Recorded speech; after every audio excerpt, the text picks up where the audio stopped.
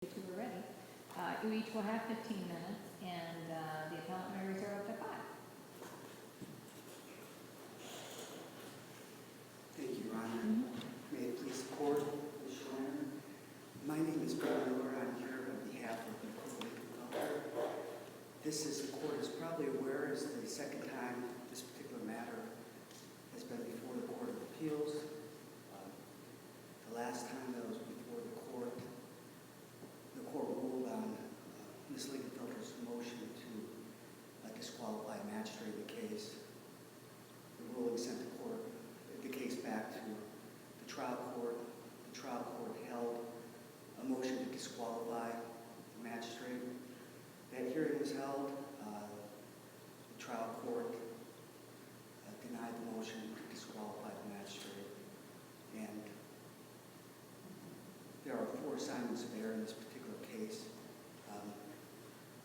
3 of which are identical to the last time the case was before the Court of Appeals, and deal specifically with financial determinations that the trial court made.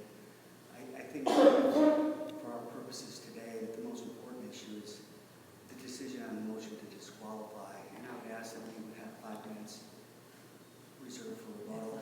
Thank you. The trial court did in fact have a motion to disqualify the magistrate in this case. Ms. Lingenfelter, my client, testified at that. The magistrate testified at that. I also ask that the court take judicial notice of the transcript for the trial that includes a lengthy conversation that the magistrate had with trial counsel after the first day of hearings in this matter. And I think it's important to note the trial court in its decision overruling our motion to disqualify, it said specifically that, and it is point number 6 on the second page of the decision, he, that being the magistrate, assured counsel that knowing these individuals would not affect his decision on the case. That representation was never made during the course of the proceedings. I've looked throughout the whole transcript of the case, and I've never located that particular phrase. I think it's also important to note that the trial court makes a conclusion of finding that this was in fact on the record, and I don't think it was actually on the record. The only case I... What was not on the record? Excuse me. There were specific assertions that the magistrate made regarding Ms. Lingenfelter, and also disclosing a relationship that the magistrate had with the parents of Mr. Lingenfelter, who he had known for 35 years, and also, I believe, a cousin of Mr. Lingenfelter, who was the magistrate's secretary for a period of 10 years when he was judge in Holmes County. The trial court makes the indication that these comments were on the record because they were recorded. They were in fact recorded, but it's pretty clear if you read the transcript, and possibly starting at page 105. And that transcript is in the record? Pardon? The transcript is in the record? Yes, it is. It is in the record. It is the trial transcript from the trial. We also ask that the court take judicial notice of the trial transcript when it was decided on a motion to disqualify the magistrate. And the recording was made part of the record on appeal? Yes. So we can listen to it. But it was not on quote unquote on the record. It's in the trial transcript. Okay. I cannot tell you about the specific discs. Okay. Well, I think what she's referring to is at some point, I think in your brief you said that they had turned off the recording machine. Yes, they did actually. You have a portion of the conversation that goes on for approximately 8 or 10 pages of the transcript. And what happens is the magistrate closed testimony for the day. He said, we're done for the day. I forget his exact language. Something to that effect. He asked that the attorneys stay present, and the parties were dismissed. They left the courtroom. So the parties left and the attorneys were in the courtroom, and the reports that were done for the day, but you're thinking the court forgot to turn it off. Apparently, it seems. We're not sure, right? We're not positive. I think you can make the inference if you read the transcript, though, because when one of the attorneys points out that, you're still being recorded, the transcript stops at that point. So I think that's a pretty good inference that we could take, that he meant this to be an informal conversation between the attorneys, and much of the focus of that was on, well, how can we resolve this particular case? But he said some pretty nasty things about my client, Ms. Lingenfelter, about her work ethic, about whether or not she had been injured in a domestic dispute. And then he disclosed a relationship that he had with Mr. Lingenfelter's parents that he had known for 35 years.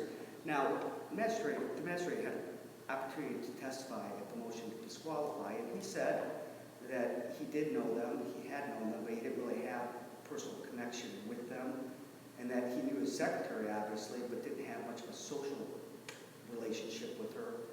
And at this point, we just see her periodically, once in a while, socially, but there's no close relationship. None of that was disclosed back when this discussion was being had. And I think what's really important, too, is this is in the record in the sense that it happened to be, I believe, accidentally recorded. Was this on the record? I could only find one case that dealt with whether something, in fact, is on the record or not. It was out of the 8th District. It's in the brief. And that court said that since it's not defined by the revised code, we have to use the ordinary meaning of the phrase. And that was, recorded in the presence of the judge and the parties. And I think of the parties includes the actual parties, not just their representatives. We have no way of knowing what, if anything, was disclosed to my client, except for her testimony, which is she acknowledges that her attorney said that, the magistrate knew Mr. Lingenfelter's parents, but she really did not discuss the extent of that relationship. And the magistrate did not discuss at length, as you can see from the transcript, the nature of this relationship. But what he did say was that he had known Mr. Lingenfelter's parents for 35 years, and that his cousin had been his secretary for 10 years. And I think without qualifying that more, it would lead any reasonable person to question whether or not there was at least the appearance of impropriety. I certainly don't mean to say that I believe that the magistrate would have thought that he could not be fair and impartial and stayed on this case. But I don't think that that's the standard, and I don't think that's really the standard that the court applied in this case. The court said, the Court of Appeals describes the magistrate's relationship with the plaintiff's family as lengthy and close. There's nothing in the record from which to infer that relationship was close. Well, I think the transcript provides evidence that you could infer that the relationship was close. Those are the magistrate's own words. Now, in retrospect, when there's a hearing held at the direction of the Court of Appeals and the magistrate is called, it should not surprise anybody that he would indicate that he did not believe that he was biased. But the issue for the court to decide was whether a reasonable objective litigant in my client's position would have felt that there was appearance of impropriety. She certainly testified that she thought that there was. If one reads the original decision in this case by the trial court, one could certainly, by the magistrate, just about every particular issue and credibility determination was ruled in favor of Mr. Lingenfelter. That could be, the only two people who testified, the magistrate just believed one over the other. But when you throw in the nature of that relationship, the fact that Ms. Lingenfelter and Mr. Lingenfelter were asked to leave the courtroom when this disclosure was made, and it was really an offhand disclosure. I mean, they were talking about issues and how can we potentially get this matter settled, and it came out that I just want you guys to know that I've known his parents for 35 years, and the magistrate testified at the hearing that he didn't realize that until I believe they were in trial, that, oh, this is who must be his parents. So did when the magistrate made that offhand disclosure, did counsel ask for an on the record representation of that fact for purposes of appeal and other procedures? No. No, there was no request to go on the record, bring the clients back. The magistrate testified that I gave this information with the understanding that, in fact, the attorneys would inform their clients, and he expected if they had a problem with that they would bring that to him. But he never directed the attorneys to do that. He never brought the clients back into court to put it on the record in front of them, so they knew the extent of this and whether or not. I believe the best practice would have been to have them obviously in the courtroom. They would have had an opportunity to hear the magistrate say, this is in fact what my relationship is, and if you have a problem, let me know now. And that wasn't done. And at the hearing on the motion to disqualify, I did ask the magistrate, whether he thought that was best practices or not. He didn't say necessarily that he thought that was the way it should be handled, but I think the judicial conduct denotes to that provision regarding disclosing conflicts, I think envisions there being direct notice to the parties by the court.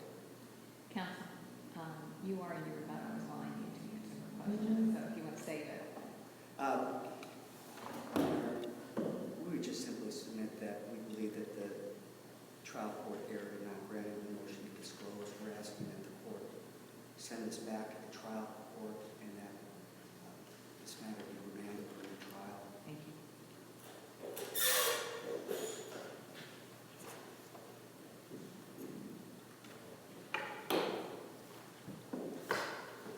Good morning. Please support. My name is Roseanne Schreiner. I represent the appellee in this matter, who is Jason Lingenfelter. I want to address first the issue with the motion to disqualify the magistrate, which was filed in this matter.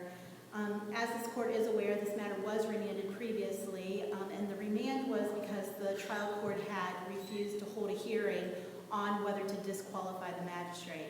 This court didn't make any findings as to whether this magistrate should or should not be disqualified, but rather that there should be a hearing held based on the fact that Ms. Lingenfelter may have not known about this conflict or this potential conflict until after the transcript was transcribed and made available to the parties, even though it was, well, from our perspective, we believed that everybody did have notice of it the day that it was disclosed at the trial court or from the magistrate. But the parties weren't present. You don't disagree with that? I do not disagree that there was, at the end of the day, we had not concluded the hearing on the first day, so we were going to have a second day of trial. The magistrate did ask the attorneys to stay behind and ask the parties to step out in the hall. Everybody abided by that. It's during that time that the disclosure was made. However, during... What was the purpose of that when I had the parties there? I believe that the initial purpose was to have a frank conversation with the parties because we weren't going to be able, or about where this case was going, because we weren't going to be able to get back to court for some time. So if there was any way that he could aid in some sort of settlement, I believe that was the initial purpose. He also made use of that time to disclose that he did know the parents of Mr. Lingenfelter and a niece. If we look at the transcript from the trial on the motion to disqualify the magistrate, we see the actual details about his relationship, and I put that in quotes, relationships with the Lingenfelters and the niece. Magistrate Hines indicated that he became aware of the Lingenfelters 35 years ago, but that he's not had an ongoing relationship with them. They're not in the same social circles. He doesn't see them out and about. He doesn't hang out with them. They don't come over for dinner, those type of things. Same thing with the niece, who was his secretary. He went into details as to what that relationship was as well. Now, when we were there initially at the trial for the divorce, he made the indication that he was familiar with the Lingenfelters and that the niece had been the secretary. Ms. Lingenfelter had a legal representative at that time. Magistrate Hines indicated when he testified that his intent was for the attorneys to go out and tell their clients exactly what he disclosed. As attorneys, that's our duty. When notice is imparted to us, we need to go out and we need to tell our clients what's going on and what disclosures have been made. And so that was on her attorney to do. Now, the details of what happened seem to be changing. When we were here last time, it was my impression that Ms. Lingenfelter had no idea that this conflict potentially was disclosed. My memory is that she didn't know anything about it. When we were at the hearing on the motion to disqualify, that changed. It was that she wasn't given the details about it, that it was brought to her attention by her trial attorney, but that she wasn't given the specific details about it. So when asked on cross-examination at that motion to disqualify whether she asked her attorney any details about it, whether she went further and said, well, what is the depth of their relationship? Is this going to cause conflict? She indicated she didn't ask any questions, that this disclosure was made to her by her attorney, and then it was dropped, and she didn't ask any further questions to know what the details were. If something is so concerning that you believe you're not going to get a fair trial, how do you not ask your attorney at that time, what are the details of their relationship? Do you think this affects the magistrate to make a fair decision in this case? Ms. Lingenfelter testified, and that's in the record, that she didn't follow up on any of those questions.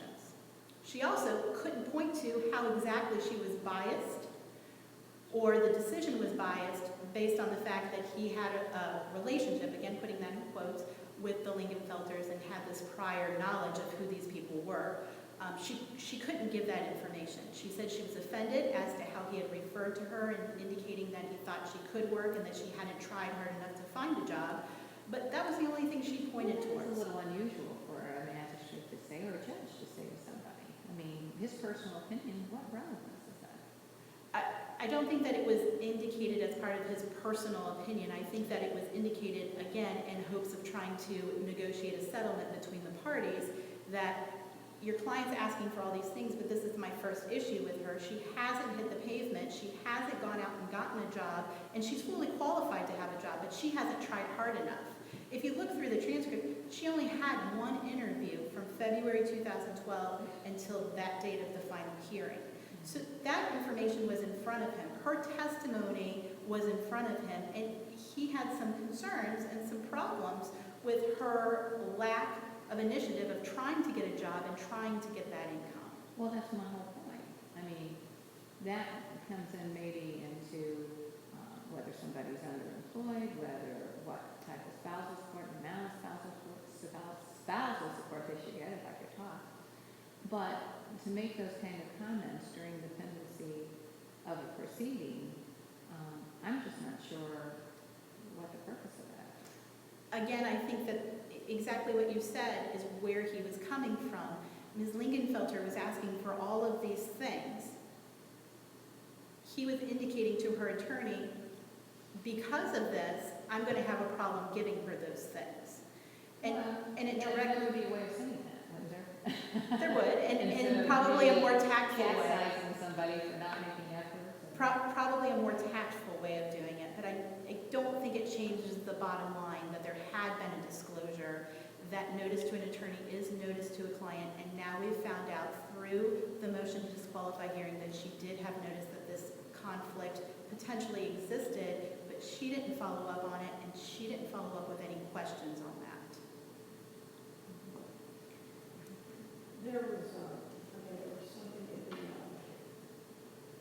court stated that the Court of Appeals found that there was a lengthy and close relationship between Magistrate Hines and Mr. Lingenfelter's parents, and then that was in the judgment. And then the court went on to say there's nothing in the record from which to infer that the relationship was close. Wouldn't the Court of Appeals find that it was lengthy and close pretty long the case at this point? So I would go back and say, it wasn't, when the Court of Appeals found that it was. When the court, and I can't remember the specific language that the Court of Appeals used in its decision when this was remanded, but that, whatever the language used was based on the information that was provided in that clip that was part of the transcript from the trial, the divorce trial. When Magistrate Hines testified at the motion to disqualify, he actually went into details about that relationship and the length of that relationship, the closeness of that relationship, how their lives may or may not have intertwined. And so when the trial court said something different than the Court of Appeals, that was based on the testimony and the information and the details that weren't in the initial record. But I think her question is, Judge Shaker's question is, how does he make a contradictory finding? Again, I don't know what the actual language used by the And Court we'll of look at Appeals that, is. obviously, But what I know is what was in the transcript originally, and it is a couple of sentences, and there are no details about it. When we had the motion to disqualify hearing, there were actual details provided. And those details probably weren't provided in the initial transcript because those questions weren't asked. Lingenfelter didn't ask those questions, her attorney didn't ask those questions. But when he was asked to provide the details of his relationship, because now it's something that we need to address and see if there's a conflict, at that point, he gave us all of the details. So I don't know if we would say it's a contradictory statement, but more of a clarification of what the relationship really was. The other thing I wanted to ask you to follow up about Judge Shaker's question, I don't know, but are you saying that basically Mrs. Lingenfelter has almost waived this whole issue? I'm not saying she waived. Initially I was. You guys didn't agree, so it came back to the trial court, and now But it still seems like it's almost kind of like intertwined with this. What I'm saying is that, and maybe I haven't been clear, my argument is that Ms. Lingenfelter did have notice of this. We're past whether there should have been a motion to disqualify hearing or not. That's taken place. But I think we can look at that in connection with the motion to disqualify in her belief, because we're looking at the standard of whether a reasonable and objective observer would harbor serious doubts about the magistrate's impartiality. When this notice was given to her, she didn't follow up with any questions about whether there was a conflict. And I guess that's where I'm getting a little confused because it almost seems like it's a waiver argument again. And I'm using that argument in connection with the fact that if she truly felt that there was an inability for this magistrate, so looking at the standard, this magistrate to be impartial, then why don't you follow up with questions for your attorney, or why don't you ask those questions about how that's going to affect the outcome of this case? But she didn't, and she stated that. What she did was she waited for the decision and then made it an issue. And so my argument is that it's not truly her belief that this was a magistrate making a decision based on impartiality or being partial. Does that really matter? I'm sorry? Does that really matter? Is that the end-all be-all? I understand that may be one, but I guess my point is, are we not allowed to look at the appearance of impropriety? Is it just a matter of what she felt? No, I think that part of the standard is to look at the appearance of impropriety, but I also think that we need to look at why this is in front of the court, and why this is in front of the court is because she didn't like the end result, and that's why she started asking questions rather than asking the questions initially when she received the disclosure. So, and I'm not trying to put you on spot, No. I'm just trying to understand. So, and that's why I keep trying to wrap my head around this, that maybe you're still arguing waiver, because you're saying she really didn't care then. I'm arguing that it's an excuse. It's an excuse to try to undo something that she's not satisfied with. So you're saying if it had come out in her favor, she would have complained? That's exactly what I'm saying, yes. Well, who would though at that point? I mean, But that's not what- let's be honest about it. If you get a ruling in your favor, you're also not going to say, first of all, you can't appeal. But I think that's exactly why the idea of when we file this motion to disqualify is put in place, because when you get this disclosure, you have a timeline in which you are supposed to file this motion to request a disqualification. And now we find out at this point that she had that notice. So, and that's why I keep thinking it like we're still going back to. I understand. That's where I have it. I mean, I But I don't think- want to keep bothered with it, so. I think it's fair to say that they're intertwined, and I think that you can look at one to make the conclusion with the second issue, which is it's now a reason to bring it up because she wasn't satisfied with the end result.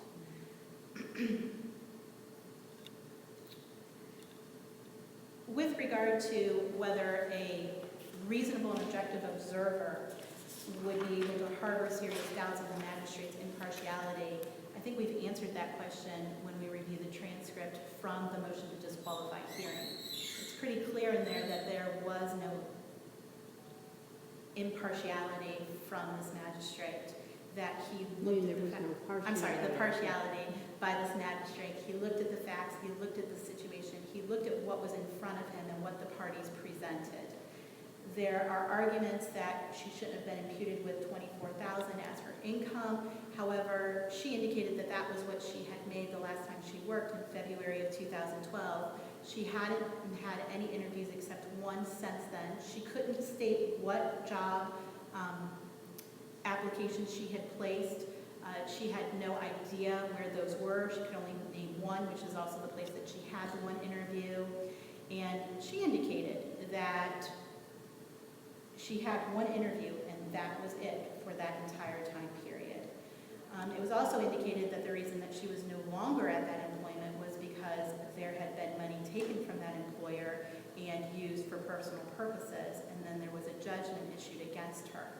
So the theory behind her being imputed with the $24,000 would be that she would still be earning that if she hadn't done something and been fired for cause. So we would ask the court to look at each of these arguments and review the transcript when making a decision in this matter. We believe that it is fair and equitable to overrule the assignments of errors that have been placed before this court by the appellant. Thank you. Thank you. You have just a little over 3 minutes. I would just like to respond.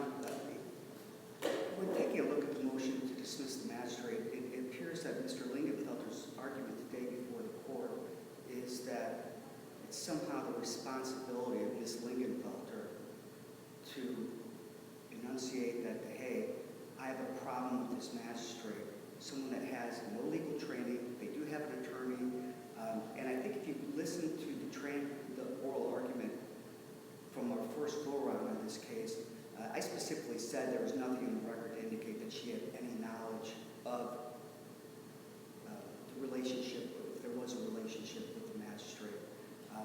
And there wasn't. There isn't in the original trial transcript. You can't tell.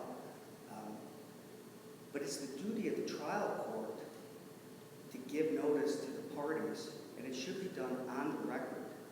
And the standard isn't whether or not the magistrate felt that he could be impartial or not. I mean, the assumption is if he went forward and heard the case, that he's going to testify, in fact, that he thought that he was impartial and could be impartial.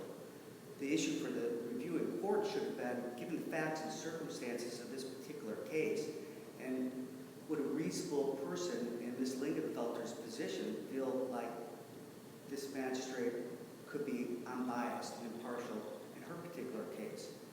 What the record shows at the time this disclosure was made was only what the magistrate himself said, which was that he knew Mr. Lingenfelter's parents for 35 years, and that Mr. Lingenfelter's cousin had been his secretary for 10 years. Well, but doesn't she have a point? Whenever I would hear that, I'd be like, I don't want this guy hearing my case. The fix is in.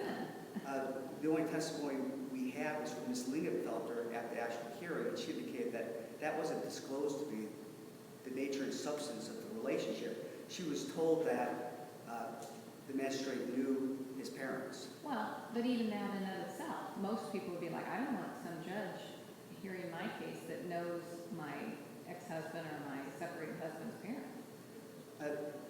Possibly. But isn't it incumbent upon the court to say that on the record, make sure these people know and know the full extent of that relationship? In this case, the magistrate never said, go out and tell your clients about this. There's never any mention of that. He says at the hearing on the motion to dismiss, much later, that, well, that was the point of me disclosing that. If that was the point, he should have had these people come back in. He specifically told them to leave. It's almost like Have them come back in and waive the conflict on the record? Absolutely. I think if you're going to go on some theory that you knew about this and you waived it, you should be complaining about it now, it's incumbent upon the court to take certain steps to make sure that that's clear on the record, that these people had notice of this and that they waived it and they understood what they were waiving. And it is true that, you know, Ms. Lingenfelter did not file this motion to disqualify the magistrate until at the time she filed her memorandum in support of objections, which was when we received the transcript, because I was not trial counsel. And that's the first I saw that this was in fact, had been recorded, this statement. And obviously it had an impact the decision when she puts into context the fact that, oh, look, he knows my ex's, soon-to-be ex's parents, and my cousin, his cousin worked for him for 10 years. Then I get a decision that every credibility determination goes against me. I think a rational person would feel, yeah, that probably did have to play a role in that. Counsel, you're out. Pardon? You're out of time, I'm sorry. Thank I you. hate that when I can tell the attorneys are out of time. Thank you both for your presentations to the court. And the court will take the matter under advisement and issue a written opinion